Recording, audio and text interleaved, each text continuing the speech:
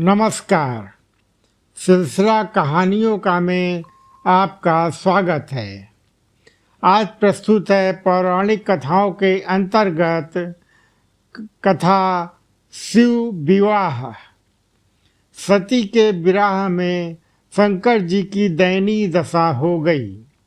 वे हर पल सती का ही ध्यान करते रहते और उन्हीं की चर्चा में व्यस्त रहते।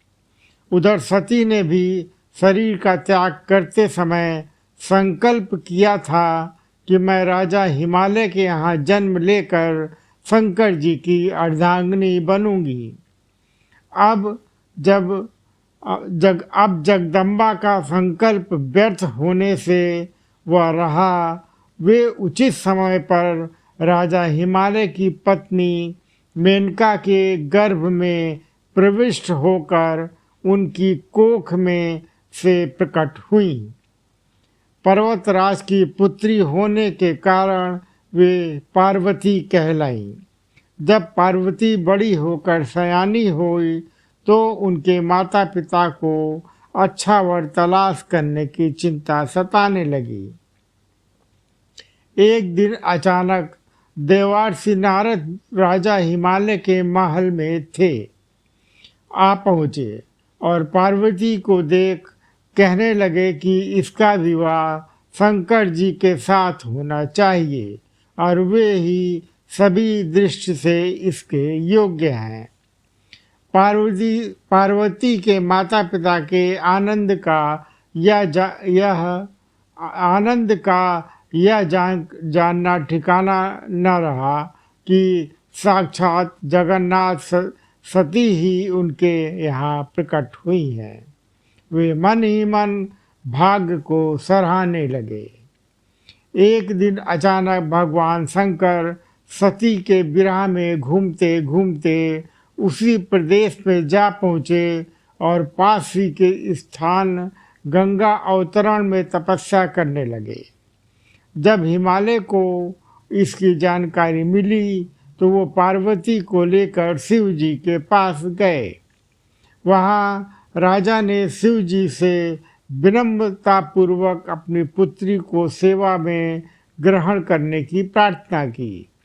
शिव जी ने पहले तो आनाकानी की, किंतु पार्वती की भक्ति देखकर वे उनका आग्रह टाल न सके। शिव जी से अनुमति मिलने के बाद तो पार्वती प्रतिदिन अपनी सखियों को साथ ले उनकी सेवा करने लगी। पार्वती हमेशा इस बात का सदा ध्यान रखती थी कि शिव जी को किसी प्रकार का भी कष्ट ना हो। वे हमेशा उनके चरण धोकर चरणों तक ग्रहण करती और षोडशी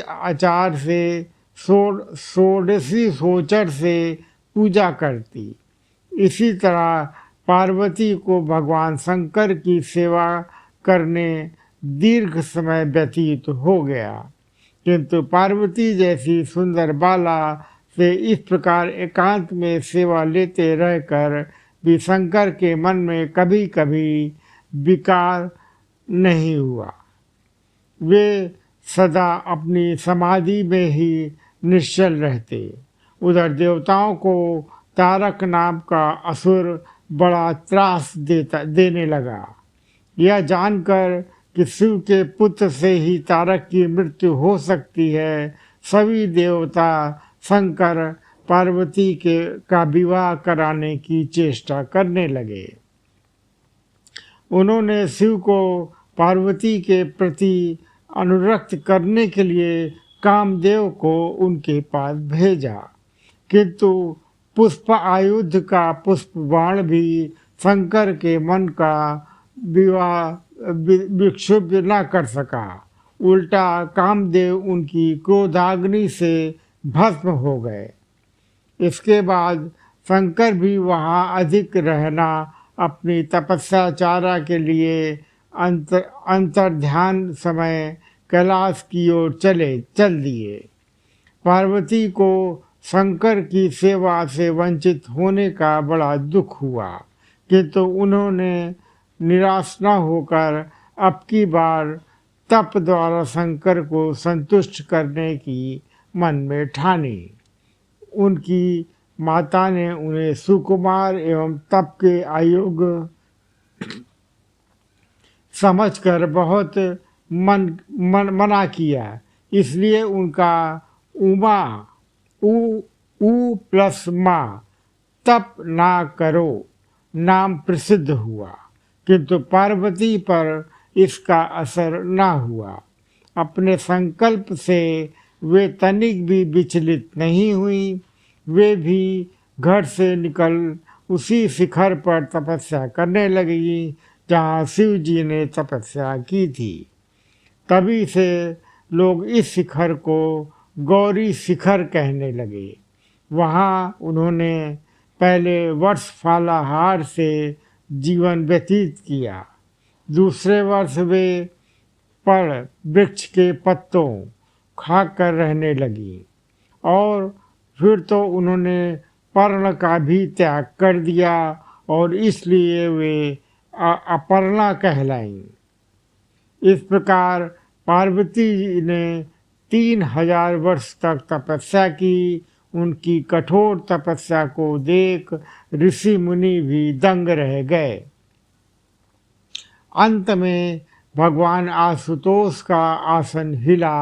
उन्होंने पार्वती की परीक्षा के लिए पहले सप्त ऋषि को भेजा और पीछे स्वयं वटुवोक्ष धारण कर पार्वती की परीक्षा के निमित्त प्रस्थान किया।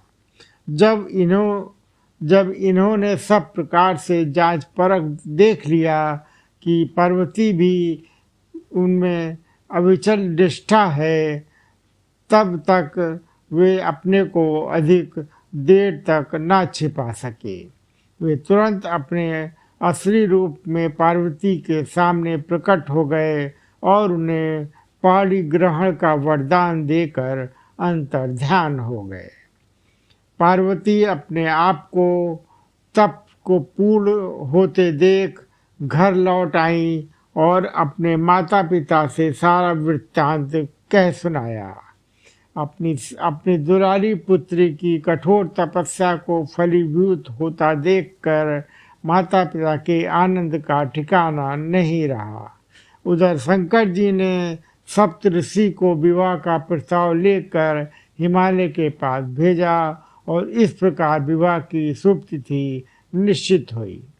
सप्तऋषि द्वारा विवाह की तिथि निश्चित कर दिए जाने के बाद भगवान शंकर जी ने नारद जी द्वारा सारे देवताओं को विवाह में सम्मिलित होने के लिए आदर पूर्वक निमंत्रण किया और अपने गणों को बारात की तैयारी करने का आदेश दिया। उनके इस आदेश से अत्यंत प्रसन्न होकर गणेश्वर, शंखकर्ण, केकराक्ष, विक्रेत, विशाख, विकृताना, दुंदुम्बी, कपाल, कुंडक, काका पटोदर, मधुपिंग, प्रमथ, वीरभद्र आदि गणों के अध्यक्ष अपने अपने गणों को साथ लेकर चल पड़े। नंदी, क्षेत्रपाल, भैरव आदि गणराज भी कोटि कोटि गणों के साथ निकल पड़े। ये सभी तीन नेत्रों वाले थे। सबके मस्तक पर चंद्रमा और गले में नील चिन्ह थे। सभी ने रुद्राक्ष के आभूषण पहन रखे थे। सभी के शरीर पर उत्तम भस्म पुती हुई थी। इन गणों के साथ शंकर जी के भूतों, प्रेतों, पिशाचों की सेना भी आकर सम्मिलित हो गई। इनमें डाकनी, शाकनी, यातुधान, वेताल, ब्रह्म राक्षस आदि भी शामिल थे। इन सभी के रूप, रंग, आकार, प्रकार, चेष्टा, वेशभूषा, हाव भाव आदि सभी कुछ अत्यंत विचित्र थे।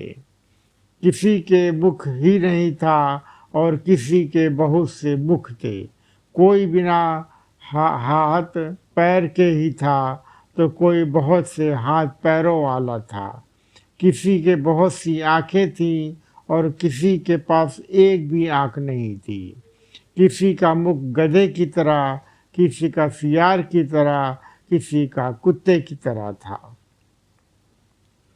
उन सब ने अपने अंगों से ताजा ताजा खून लगा रखा था। कोई अत्यंत पवित्र और कोई अत्यंत भीभत्स था तथा अपवित्र गण वेश धारण किए हुए था। उनके आभूषण बड़े ही डरावने थे। उन्होंने हाथ में नर कपाल ले रखा था। वे सब अपनी अपनी तरंग में मस्त होकर नाचते गाते और मौज उड़ाते हुए महादेव शंकर जी के चारों ओर एकत्रित हो गए। चंड देवी बड़ी प्रसन्नता के साथ उत्सव मनाती हुई भगवान रुद्रदेव की बहन बनकर वहां आ पहुंची। उन्होंने सांपों के आभूषण पहन रखे थे। वे प्रेत बनकर बैठ गई, अपने मस्तक पर सोने का कलश धारण किए हुए थी। धीरे धीरे वहाँ सारे देवता भी एकत्र हो गए। उस देव मंडली के बीच में भगवान श्री विष्णु गरुड़ पर विराजमान थे।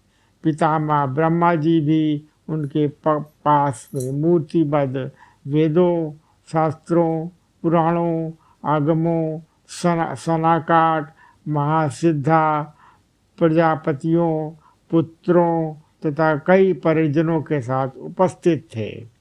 देवराज इंद्र भी कई आभूषण पहने अपने ऐरावत गज पर बैठ वहां पहुंचे थे। सभी प्रमुख ऋषि भी वहां आ गए थे। तुम्बुकु, नारद, हा और हु आदि श्रेष्ठ गंधर्व तथा किन्नर भी शिव की बारात की शोभा बढ़ाने के लिए वहां पहुंच गए थे। इनके साथ ही सभी जन्म माताएं, देवकाएं, देवियां तथा पवित्र देवांगनाएं भी वहां आ गई थीं। इन सभी के वहां मिलने के बाद भगवान शंकर जी अपनी स्फुटिक जैसी उज्जवल सुंदर वृषभ पर सवार हुए। दूल्हे के वेश में शिव जी की शोभा निराली ही छटक रही थी। इस दिव्य और विचित्र बारात के प्रस्थान के समय डमरुओं की डमडम, शंखों के गंभीर नाद, ऋषियों महर्षियों के मंत्रोच्चार, यक्षों, किन्नरों, गंधर्वों के सरस गायन और देवांगनाओं के मनोमन नृत्य और मंगल गीतों के गूंज से तीनों लोग परिव्याप्त हो उठे। उधर हिमालय ने विवाह के लिए बड़े धूमधाम से तैयारियां की और शुभ लग्न में शिव की बारात हिमालय के द्वार पर आ लगी। पहले तो शिव जी का विकट रूप तथा उनकी भूत प्रेत की सेना को देखकर मैना बहुत डर गई और उन्हें अपनी कन्या का पाणी ग्रहण कराने में आनाकानी करने लगी। पीछे से जब उन्होंने शंकर जी का करोड़ों कामदेवों को लजाने वाला 16 वर्ष की अवस्था का परम लावण्यमय रूप देखा तो वे देह गेह की सूची भूल गईं और शंकर पर अपनी कन्या के साथ साथ अपनी आत्मा को भी न्यौछावर कर दिया। हर गौरी का विवाह आनंद पूर्वक संपन्न हुआ। हिमाचल ने कन्यादान दिया। विष्णु भगवान तथा अन्य देव और देव रमणियों ने नाना प्रकार के उपहार भेंट किए। ब्रह्मा जी ने वेदत्त रीत से विवाह करवाया। सब लोग अमित उत्साह से भरे अपने स्थानों को लौट गए। आज के अंक में बस इतना ही। ये थी कथा शिव विवाह। धन्यवाद।